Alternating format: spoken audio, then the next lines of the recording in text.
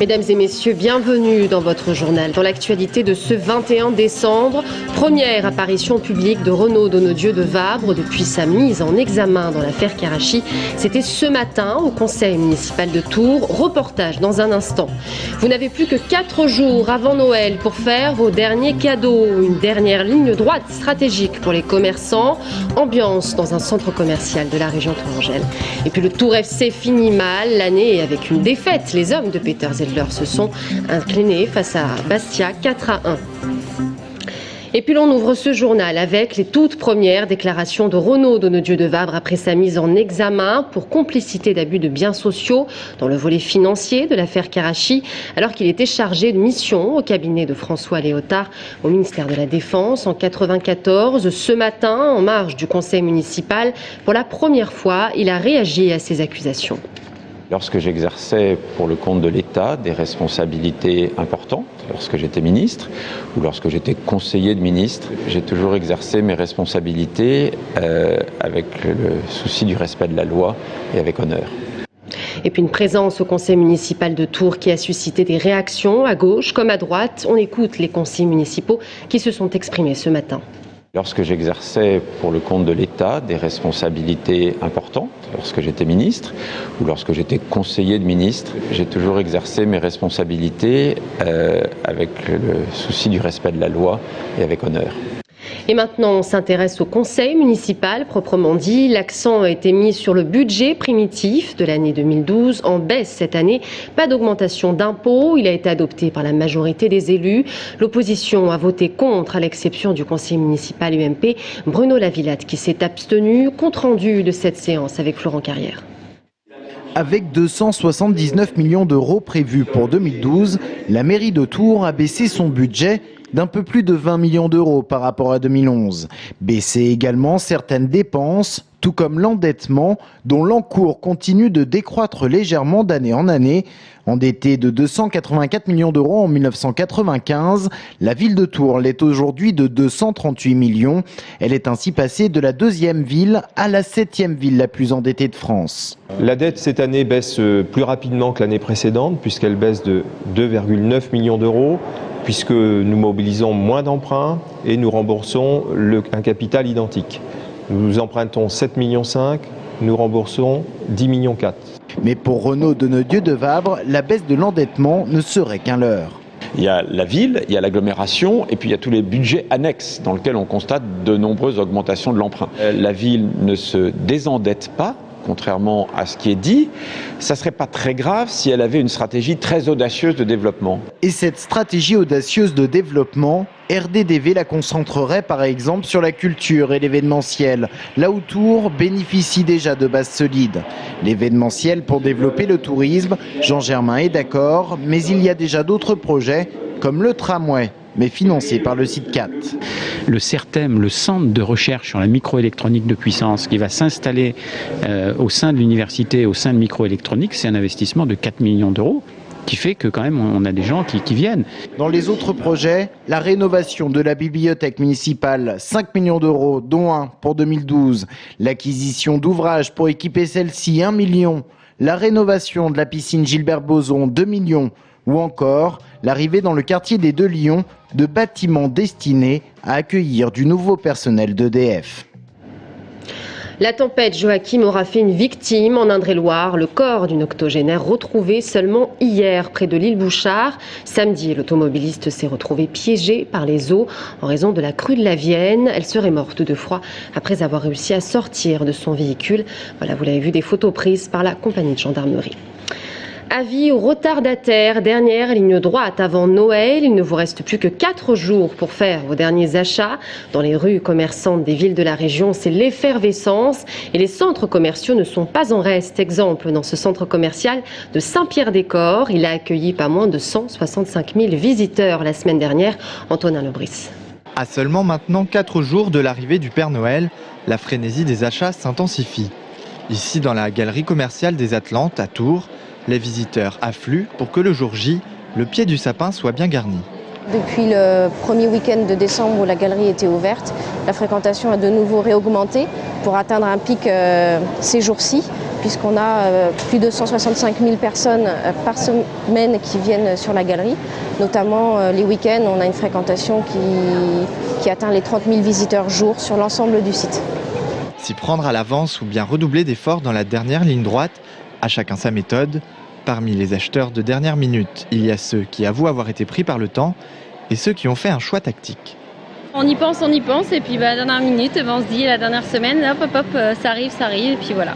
On ne sait jamais à l'avance ce que les filles veulent et elles veulent tout le temps, elles changent tout le temps d'avis. Donc à la dernière minute, on a la lettre du Père Noël et on y va. Toujours à la dernière minute, oui. Parce qu'il y a plus de choix et puis la plupart du temps, il y a des promos. On n'est pas au dernier moment, il nous reste encore quelques jours, donc ça va. J'espère qu'ils seront contents, surtout qu'on aura bien choisi. Le choix des cadeaux, là encore, une tâche délicate. Alors, pour éviter les mous boudeuses le jour de Noël, sachez que chez les plus jeunes, ce sont les toupies qui ont la cote. Pour les plus grands, il y a les indémodables, jeux vidéo ou vêtements. En tout cas, s'il y en a un qui ne semble pas trop connaître la crise, c'est bien le Père Noël. On sent toujours cette envie de faire plaisir et peut-être d'en prendre un petit peu moins, mais toujours de coller aux souhaits des enfants. Les gens font attention, mais restent quand même sur le thème de Noël.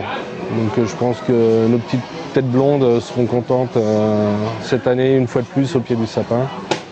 Avis aux retardataires, l'horloge tourne, mais pas de panique, il reste encore un peu de stock pour votre hôte. Les vidéosurveillances de plus en plus nombreuses pour lutter contre l'insécurité. Le Premier ministre François Fillon a présenté son plan pour la ville de Paris cet après-midi qui comptera désormais 1455 caméras au lieu de 350. Les villages aussi s'y mettent dans l'agglomération tourangelle, après Parcé-Mêlée qui renforcera son dispositif. C'est Roche-Corbon qui investit dans les caméras. L'objectif, lutter contre le vandalisme et la délinquance. Florent Carrière. Donc voilà, c'était tout simplement ici, il y a encore les séquelles du passage des cambrioleurs, le coffre-fort 258 kilos.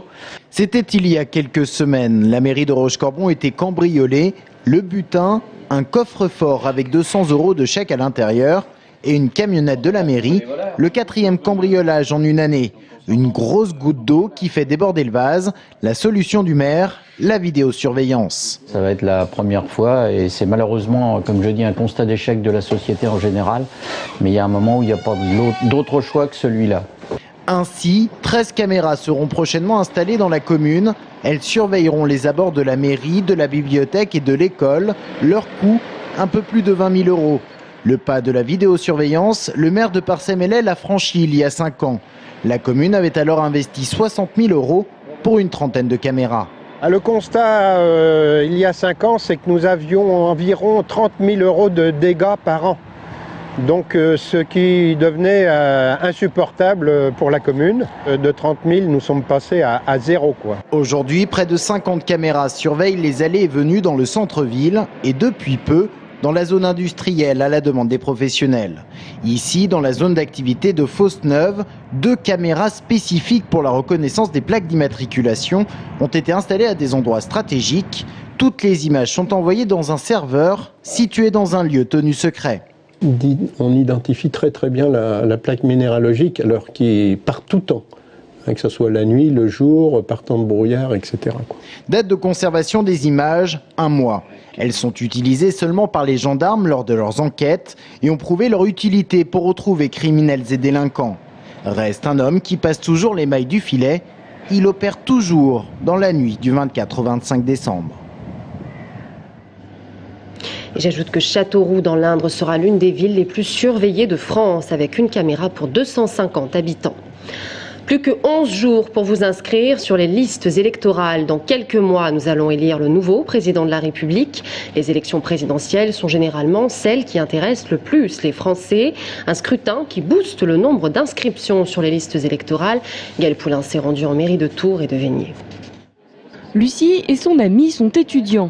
Profitant de quelques courses dans le centre-ville, ils sont venus en mairie de Tours s'inscrire sur les listes électorales pour accomplir leur devoir de citoyen.